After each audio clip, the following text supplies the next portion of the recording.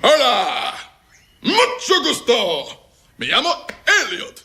Hola Juan, hola Esteban. ¿Dónde esta es la biblioteca? Esta es la casa de mi tía. No, gracias, soy alérgico a los crustáceos.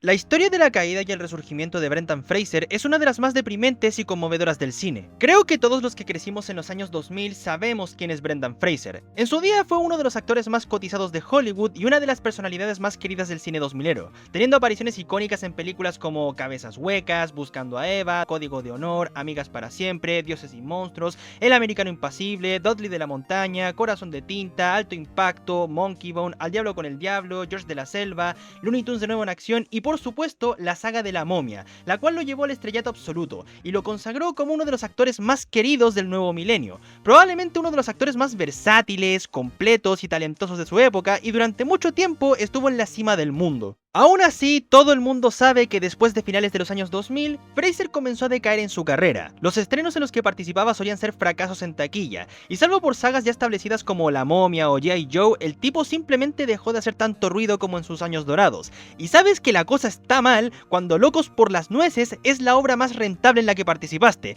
¿Sabían que el director de esa cosa hizo la misma película 3 veces? El caso es que el declive de Brendan Fraser no solo se debe a una mala racha taquillera, sino a otros dos factores, siendo el primero su divorcio. Él estuvo casado con la actriz Afton Smith entre 1998 y 2007, con quien tuvo 3 hijos, y al momento de separarse, Fraser quedó debiendo $900,000 contando la manutención de los hijos, y aún siendo actor, $900,000 de pensión es una locura, y tampoco ayudó que su ex esposa lo acusara de fraude por ocultar $9 millones en nuevos contratos, cosa que el propio Fraser desmintió por su mal desempeño en la taquilla de sus películas. No solo eso, pero el segundo factor de su declive fue su depresión causada por ser víctima de abuso sexual, ya que en el año 2018 Brendan Fraser reveló que Philip Berg, el expresidente de la Asociación de Prensa Extranjera de Hollywood, quienes organizan los Globos de Oro, le tocó indebidamente su trasero en el año 2003. Él mismo declaró que la situación le hizo sentir enfermo y culpable. Incluso durante esa época, los representantes del actor exigieron disculpas escritas, y aunque Berg negó básicamente todo, eso no quitó que se creyera que a Fraser fuera puesto en una lista negra de Hollywood, ya que según el actor, después del incidente, rara vez lo invitaron a los Globos de Oro y recibía cada vez menos llamados. Incluso rechazó asistir a los Globos de Oro de 2023 por su historial con la organización, aún estando nominado y perdiendo el premio contra Austin Butler. El tema es que su mala racha en la taquilla, su divorcio, su caso de abuso sexual, sus problemas de salud y el fallecimiento de su madre sumieron a Brendan Fraser en una depresión que lo terminó alejando de la pantalla grande entre 2014 y 2019.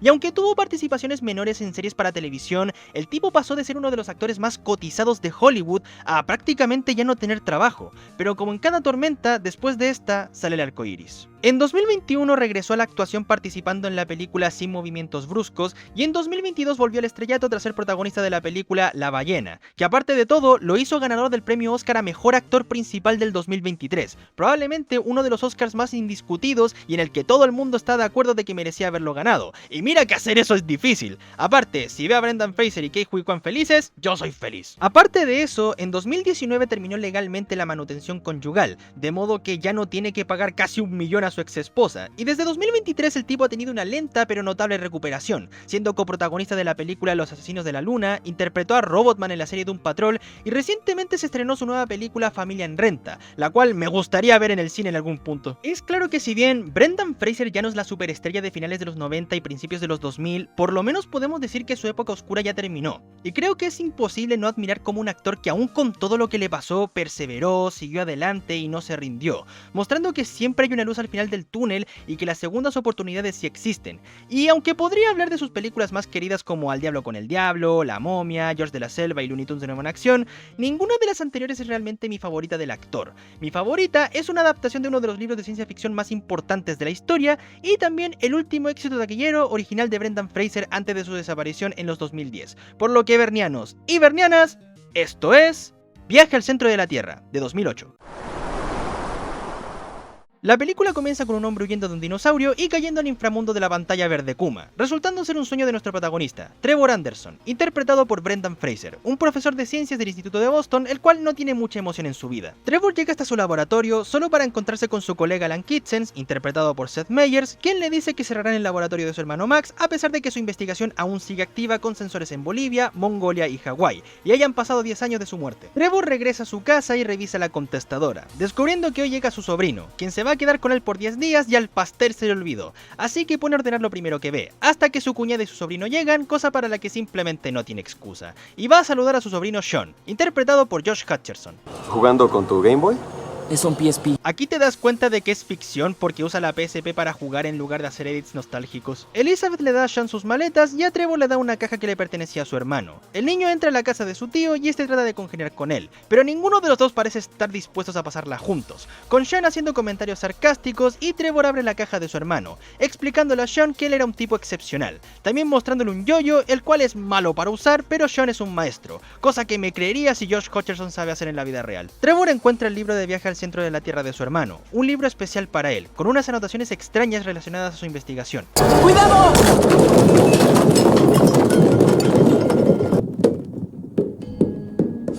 Oye, Sean, hay que ir al laboratorio. En el instituto, Trevor y Sean revisan la investigación de Max y resulta que las condiciones sísmicas son exactamente iguales a las de 10 años antes. Sean señala unas 4 luces en un mapa mundi, cosa que a Trevor le sorprende porque ahora Islandia tiene actividad sísmica, y el plan ahora es que Trevor viaje a Islandia para ver qué pasó con su hermano. ¿De qué estás hablando? Hablo de esto, un viaje al centro de la Tierra. Lo dijo. Trevor le explica a Sean que su teoría de los tubos volcánicos puede ser cierta y trata de enviarlo a Canadá, pero Sean quiere ir con él y usan las monedas en los frascos de Trevor para pagar 2 pasajes de avión. Tiempos aquellos cuando los pasajes de avión los podías pagar con monedas. En el avión, Sean juega con el yoyo y Trevor trata de descifrar los códigos del libro, pero el chico ve un nombre que busca en Google con su PSP. Ok, retiro lo dicho, esta película es realista. Resulta que Sigurd Jonas Geirsson fue director de un instituto de volcánica, así que ya saben a quién consultar. Y en tierra firme, Trevor conduce a paso de tortuga y Sean hace de navegante. Y debo decir, me encanta la química de Brendan Fraser y Josh Hutcherson. Steve Lars Starder. ¿Steve llega tarde? ¿Qué tal? Kuldu Kardar Kirsnoke. ¿Qué? Cae la noche y el par de tontos están perdidos. Llegan hasta una choza que resulta ser el Instituto de Volcánica, y los atiende una chica llamada Hannah Geirsson, interpretada por Anita Brim, quien es hija del profesor que están buscando, el cual falleció 3 años antes. Así que la chica les invita chocolate casero y les dice que su padre y Max eran vernianos, o sea, gente que no solo admira a Julio Verne, sino que cree que lo que escribió es real, demostrado por el hecho de que tanto el padre de Hannah como el hermano de Trevor tienen anotaciones crípticas en sus respectivos libros. Trevor dice que simplemente vienen a revisar un sensor sísmico, y como no hay un camino hacia donde deben ir, Hannah ofrece llevarlos hasta allá cobrándoles 5000 crones la hora. Mario Castañeda estaría orgulloso. Al día siguiente, Hannah, Trevor y Sean suben la montaña, con el chico apartando a la guía y los dos llegando hasta la cima del monte para buscar el sensor, el cual Trevor accede para sacar la caja negra, pero el cielo está amenazante y Hannah y Sean van a refugiarse en una cueva. Trevor logra sacar el sensor, lo que atrae relámpagos a su posición, y por cómo caen, más parece que Dios dijo ¡que se jodan estos 3 randoms en Islandia! Los 3 quedan atrapados en la cueva, y no parece que haya una salida. Sean se desespera y ahora es tiempo de adentrarse en la cueva. Trevor lidera al grupo hasta encontrarse con un agujero hacia el vacío, y como no les queda de otra, tienen que bajar, aunque primero revisan la altura del agujero con una bengala, la cual termina explotando porque la cueva está llena de magnesio, y quédense con ese detalle porque servirá más adelante. Ahora usan una barra luminosa que tarda 3 segundos en llegar al fondo, y la idea es bajar en rappel, cosa que a Sean le parece una mala idea y sin querer alumbran que apartó a Hannah, siendo probablemente la única vez que Josh Hutcherson espantó a una vieja. Trevor es el primero en bajar y a Sean le cuesta, pero Hannah lo tranquiliza porque si una rubia islandesa con la voz de Leila Rangel me hablara, estaría igual de tranquilo.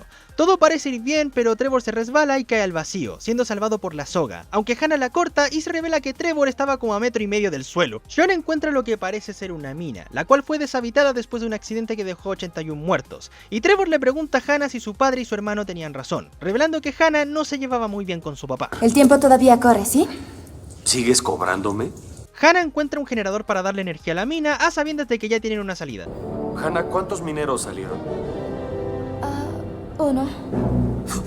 Algo es algo, iré al frente. Hannah, Trevor y Sean se meten a los carritos y se ponen en marcha, cayendo hacia la mina de oro de Wario en Mario Kart Wii. Después de un salto, los carritos se separan y a Hannah se le acaba la vía. Esta salta hacia Trevor, pero también se les acaba la vía, y la islandesa usa un gancho improvisado para salvarse del choque y Sean llega de pana. El chico encuentra una cueva, la cual está repleta de minerales y piedras preciosas. Rubíes. Esmeraldas. Feldespato. Resulta que la cueva es un tubo volcánico, y mientras Sean mina diamantes, escuchan como algo se rompe, y resulta que el suelo está hecho de moscovita, un material frágil hecho de silicato. Sean trata de caminar por donde vino, pero un diamante se le cae y rompe el suelo. Al principio no pasa nada, pero al final terminan cayendo al vacío, y ahora viene el mejor chiste de toda la película. ¡Seguimos cayendo!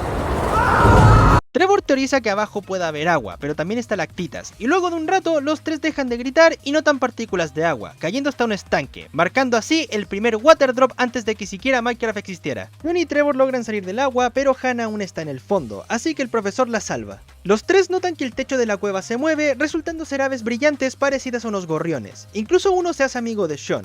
El grupo sigue a las aves por un túnel hasta encontrar un mundo nunca antes visto.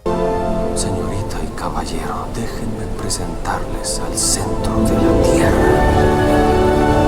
Trevor y Sean celebran que Max tenía razón, pero Hannah tiene dudas, así que los tres se adentran en el mundo usando el libro para orientarse y enterarse que el mundo que escribió Verne siempre fue real, incluyendo los peligros. Entonces Sean encuentra una guarida, la cual tiene cosas de Otto Lidenbrock, protagonista del libro original, mientras Hannah encuentra la cantimplora y la linterna de Max, pero también al propio Max. En la guarida, Sean encuentra una libreta que le pertenece a Lidenbrock, pero en realidad es de su padre. En eso, Hannah llama a Trevor para avisarle que encontró el cadáver de su hermano. Este lo entierra bajo las piedras. Sean se lamenta por no poder conocer a su padre y Trevor lee sus últimas notas, en donde revela que él sería capaz de dar todo su descubrimiento por ver crecer a su hijo, cosa que rompe a Sean y los dos velan la muerte de Max. En la noche, Trevor y Hannah tratan de buscar una salida antes de que les dé hipertermia, usando las anotaciones de Max, pero Sean sugiere atravesar el océano, y empieza un montaje de los tres construyendo la balsa, y Trevor le da a Sean la brújula de Max para que siempre sepa dónde ir. Los tres terminan de armar la balsa y zarpan en el océano para poder salir del centro de la Tierra. En eso, Sean se encuentra con el pajarito de antes y a lo lejos se ve una tormenta, pero no se pueden dar el lujo de detenerse y Dios, creo que esta es una de las lluvias más exageradas que he visto, solo superada por el final de Click. Hannah avisa que hay algo en el agua, y acto seguido los atacan versiones miniatura de las anguilas venenosas del primer Jak and Daxter. Estos se defienden como pueden, incluso la mamá de Sean lo llama en uno de esos Motorola del año del níspero,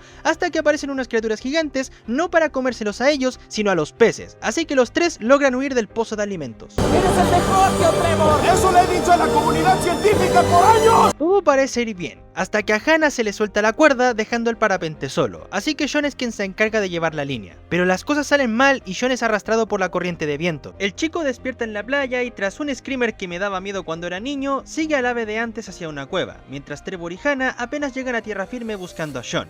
Los dos abren paso por los desfiladeros y descansan un momento, hasta que aparece una planta carnívora para atacarlos, pero no es la única ya que atrapan a Hannah y Trevor se defiende del ataque de las criaturas, mostrando que Brendan Fraser también sabe hacer películas de acción. Trevor salva a Hannah y se hace la mejor kill de la película, mientras que Sean llega hasta un campo magnético con rocas flotantes que sirven de puente, así que el chico las salta una por una como si fuera un plataformero de la PlayStation 2.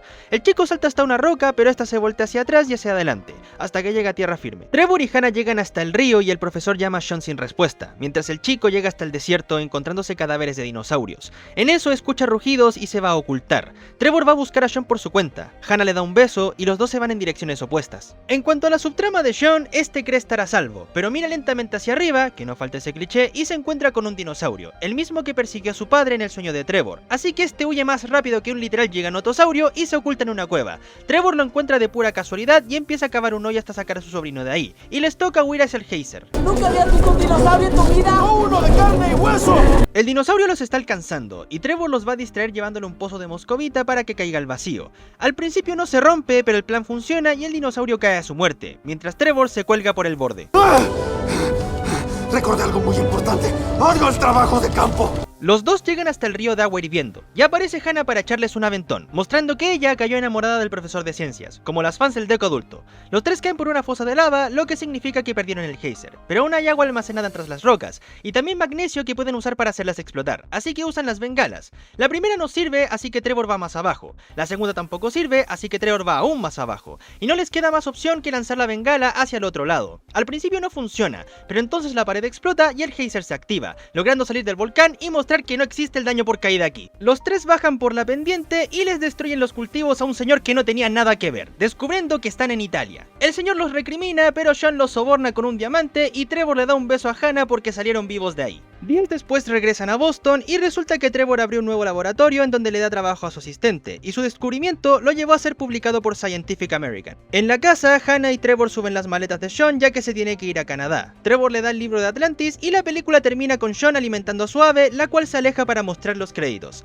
¡Al fin! Recuerdo que esta película la pasaban mucho en Disney XD y Fox, y siempre que la veía quedaba maravillado, y aún ahora me sigue pareciendo una muy buena película. Viaje al centro de la Tierra es una película a la que le tengo mucho cariño, no solo por la participación de Brendan Fraser, sino que fue una de las películas que me hizo fan de la ciencia ficción antigua. Es una película divertida, entretenida, que te llena de ese sentimiento de aventura, y que este haya sido el último éxito taquillero de Brendan Fraser en su época dorada, fue una forma digna de despedirlo. Empezando por lo visual, el diseño de entornos es bastante bueno. Van desde cosas como la casa de Trevor, la cual es desordenada, llena de elementos científicos que denotan lo apasionado que es por su vocación y cómo eso lo consume en su vida, el propio centro de la Tierra que se siente caluroso, inadecuado para la vida humana, e incluso la mina se siente oxidada y abandonada. Todo se siente bastante trabajado para dar una ambientación más real y hace del mundo presentado más creíble, y me atrevería a decir que se nota una inspiración notable en el libro. Eso sin mencionar que me parece un acierto que la producción realmente viajara a Islandia para las escenas en dicho país. Creo que es de mis partes favoritas de la película porque Islandia siempre me pareció un país bonito,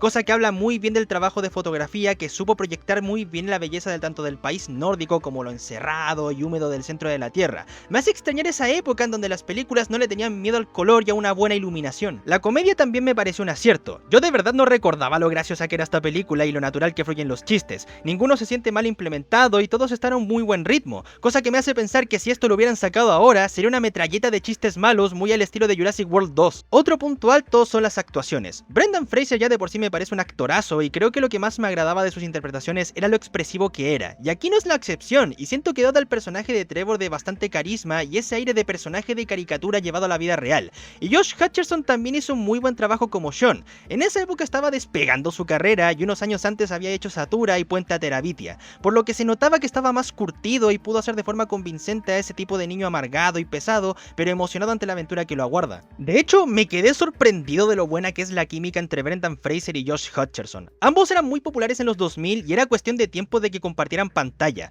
pero sinceramente me gusta mucho el cómo los dos se desempeñaron. Sus interacciones son de lo mejor que tiene la película, son graciosas y se siente como una relación entre dos tipos de diferentes edades y gustos, pero con muchas más cosas en común de lo que creen, y en cierta forma me recuerda a Peter B. Parker y Miles Morales de la franquicia Spider-Verse. Ahora, respecto a Anita Brim, sinceramente siento que palidece en comparación a los otros dos. Se siente sacada de una película diferente porque casi siempre tiene la misma cara de querer cobrar el cheque y ya. Y no siento que sea culpa suya, sino de la dirección, ya que la actriz es islandesa y lógicamente el inglés no es su idioma principal, por lo que siento que pudo hacerlo muchísimo mejor. El ritmo de la película me parece bastante bueno, ya sea en la introducción, el clímax y hasta las escenas finales, todo te mantiene pegado a la pantalla y creo que eso fue por lo que a muchos nos gustó esta película de niños. Era fácil de digerir y la misma explicaba cosas de una forma compacta para que aquel que no tenga ni perra idea de ciencia pueda entenderlo, muy similar a obras como Boku no Hero, que es sumamente fácil de leer y seguir. Otra cosa que me encanta es cómo establecen el ecosistema del centro de la Tierra, la forma de presentarlo como un lugar fantástico pero inhabitable para un ser humano, la vegetación completamente fuera de lo normal,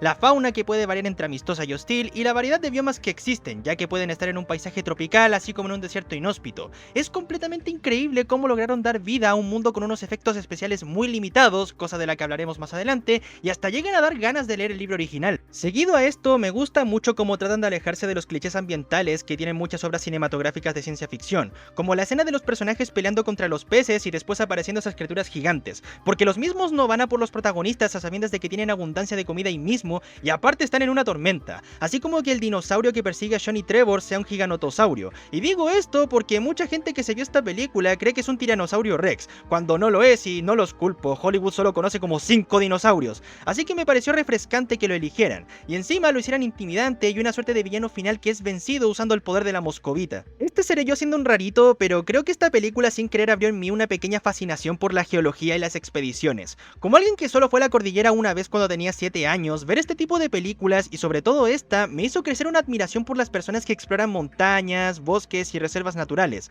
muy al estilo Outdoor Boys, y fue gracias a esta película que me hizo pensar que los instrumentos de exploración y alpinismo eran lo más duro del sistema, muy similar a cómo a Jake le gustan las cosas de policía, y le doy crédito a la película porque fue aquí cuando descubrí lo que es el feldespato, la moscovita y que el ser humano puede aguantar más de 50 grados, así que al menos salí aprendiendo cosas. Pero por lejos, una de mis cosas favoritas de la película es su forma de adaptar el libro de Viaje al Centro de la Tierra, porque no es que esté adaptando en sí los eventos del libro, sino que utiliza el libro como un puente narrativo y como una referencia activa que ayuda a los personajes a avanzar en la trama, ya que en toda la película señalan la existencia del libro de Julio Verne y de todo el impacto que generó su obra, el cual no es menor, es literalmente uno de los núcleos de la ciencia ficción moderna, y lo usan como una forma de guiarse por el mundo y de homenajear todo lo que significó para la literatura y la divulgación científica. Es un tipo de metaadaptación que no es muy común de ver en el cine, y creo que la última vez que vi algo similar fue la película de Escalofríos del 2015, en donde el autor de los libros es uno de los personajes principales. Es algo que se aleja mucho de las adaptaciones que se suelen ver en el cine, porque aquí apostaron por hacer una historia más original, sin los personajes del libro, pero usando el libro como una forma de moverse narrativamente.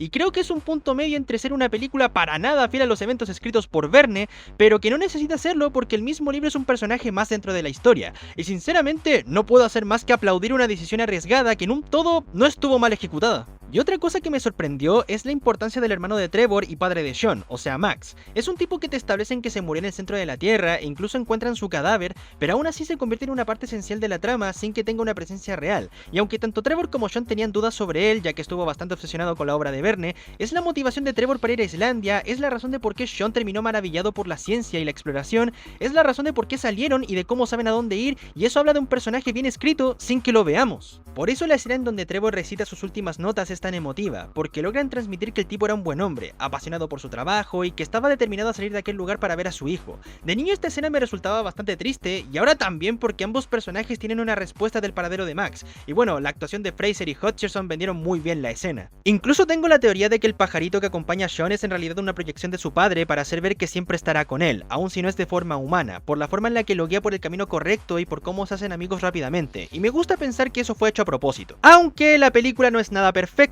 porque tiene sus puntos negativos. Empezaré por lo más obvio, el CGI no envejeció nada bien, o en buen chileno, se ve de la ultra perra. Yo a mis 10 años pensaba que esta era la mejor película de la historia, y no me acordaba que los efectos especiales se vieran tan mal, y salvo por las aves, el giganotosaurio y las plantas carnívoras, el resto del ecosistema se ve súper falso, como los peces, algunas plantas, el agua y las criaturas marinas. Por lejos, lo más ordinario es la pantalla verde, en donde se nota que los actores no están ahí y muchas veces llegan a desentonar por la diferencia de iluminación entre el entorno y los personajes. Incluso la escena del inicio me recuerda a esa escena de Krampus en donde lanzan a Max a un pozo de fuego, y es algo que me extraña porque Viaje al centro de la Tierra fue producida por Walden Media, los mismos que produjeron la saga de las Crónicas de Narnia, y de hecho, El Príncipe Caspian salió el mismo año que esta cosa, y eso que tanto la primera como la segunda de Narnia tienen un CGI superior. Esto tiene una explicación, ya que a diferencia de la saga de los libros de C.S. Lewis, cuyos efectos visuales se hicieron en Weta Workshop al igual que Krampus y las aventuras de Tintín, los encargados del CGI fue Meteor Studios, un estudio canadiense de efectos visuales que también fue responsable de los de Catwoman, Scooby-Doo 2 Monstruos Sueltos, Destino Final, Los Cuatro Fantásticos de 2005, 300 y Slither.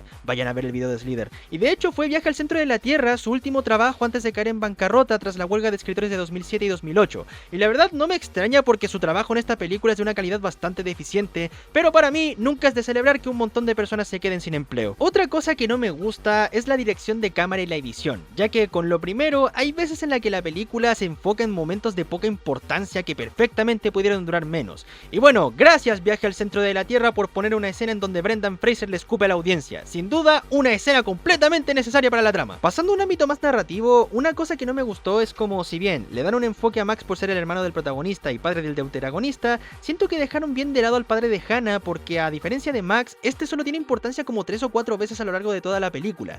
Y esto me molesta porque hace que el conflicto de Hannah con su padre se sienta muy poco aprovechado y el mismo personaje no sea tan interesante. Me hubiera gustado que al menos pusieran una escena de Hannah llorando porque su padre dejó a su familia por una investigación obsesiva y de cómo le frustra que al final todo fuera real porque significa que prefirió un mundo en el que él no podía vivir por sobre su familia, y siento que fue algo muy desperdiciado. Y hay varias cosas del final que no se explican, como por ejemplo cómo regresaron de Italia a Estados Unidos a pesar de que técnicamente no tienen dinero, cómo es que Hannah consiguió ciudadanía estadounidense tan rápido, cómo le explicaron a las autoridades que pasaron de estar en Islandia a Italia sin usar avión o barco. Es como el final del Diablo Viste a la Moda en donde Andy regresa de París a Nueva York de la nada aun cuando el viaje lo pagaba su trabajo. Esto no es algo malo, pero me da risa lo de su época que es esta película, ya sea por la existencia de la PSP presentada como la consola portátil definitiva, y estoy seguro que Sony pagó un buen pastizal para promocionarla, e igual perdieron contra la DS, los celulares tipo concha, los computadores del año del queso y de cómo presentan Google como como un invento súper revolucionario cuando se inventó en 1998. No sé, me dio risa. Ahora pasemos a los personajes. Empezando por Trevor, es un buen protagonista, es alguien muy apasionado por su rubro, inteligente, carismático, generoso, que siempre está buscando la solución a los problemas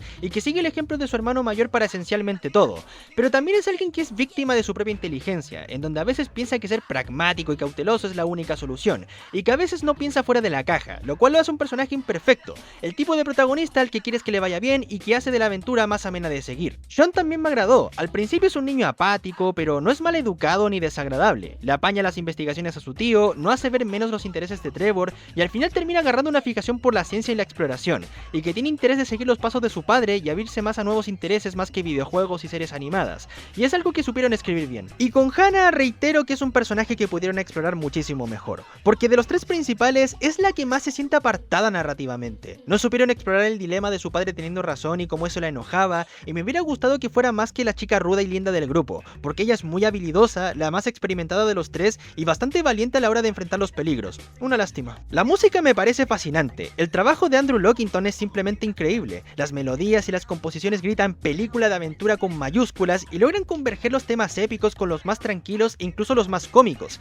Es un trabajo que me parece increíble en todo aspecto y creo que es gran parte de por qué recuerdo ciertas escenas. Y por último el doblaje, que por segunda vez consecutiva fue realizado en Candiani Dubbing Studios, bajo la dirección de Ricardo Tejedo. Y el doblaje me parece increíble, es del tipo de doblaje que hace que los actores griten cuando tengan que hacerlo y me agrada porque saca el máximo potencial de los mismos, y el trabajo de actuación, como en casi todos los doblajes dirigidos por Tejedo hijo, es maravilloso. Trevor es interpretado por Arturo Mercado Jr., la segunda voz más recurrente de Brendan Fraser solo detrás de Salvador Delgado, y la verdad me gusta mucho cómo lo interpreta, suena intelectual, amable y es agradable de escuchar, aparte de que Mercado Jr. es increíble a la hora de gritar, incluso suena mejor que Fraser en algunas escenas, cosa esperable de una leyenda del doblaje latino. Sean es interpretado por Carlos Díaz, quien doblaba por segunda vez a George Hutcherson antes de convertirse en su voz recurrente, y sinceramente entiendo por qué lo eligieron, su voz le queda, sabe proyectar lo apático, despreocupado y cínico del personaje, así como a su asombro, su pena y su emoción al descubrir cosas nuevas. Y Hannah es interpretada por Leila Rangel, una actriz a la que siempre me agrada escuchar y que hizo muy buen trabajo sonando responsable, como la voz de la razón y también suave y tranquila.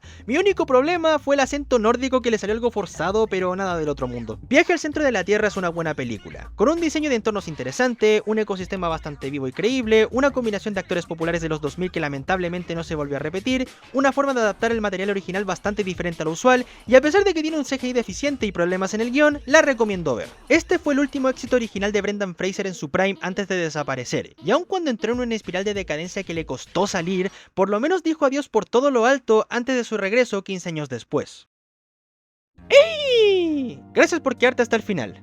Como pueden ver, cambié la imagen de perfil del conejo con mochila a una comisionada a un artista que voy a dejar en la descripción. También es la imagen del Twitter y del nuevo Instagram que también van a estar en la descripción. La verdad es que tenía ganas de antes de renovar el canal y ahora me estoy tomando un poco más en serio esto de ser youtuber que antes. Así que si quieren noticias sobre los nuevos videos o quieren enviarme un fanart, no olviden seguirme en Twitter y en Instagram porque ahí estaré muchísimo más activo. Pero bueno, gracias por quedarte hasta el final, no olvides suscribirte, darle a like, comentar qué te pareció el video si estás en desacuerdo, compartirlo si tienes tiempo y nos veremos en la siguiente ocasión. Soy el conejo con mochila y me despido.